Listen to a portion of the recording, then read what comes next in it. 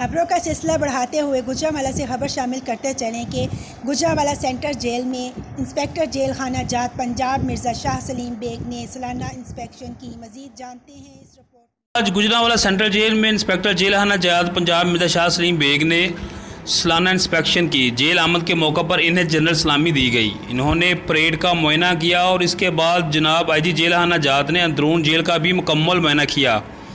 Kitchen इसीरान, खवातीन ward, 9 number इसीरान, jail हस्पताल, jail factory और सजाए मौत के इसीरान समेत तमाम बार्क्स और ब्लॉक्स का तफसीली मुआयना किया। दौरे के दौरान जनाब IG जेल खाना जात ने इसीरान को फराहम की जाने वाली सहूलियत का भी तफसीली जायजा लिया, जिसमें मेडिकल सहूलियात, खाना पीने का साफ़ और ठंडा पानी, पंखे, एयर कूलर और दूसरी सहूलियात शामिल हैं।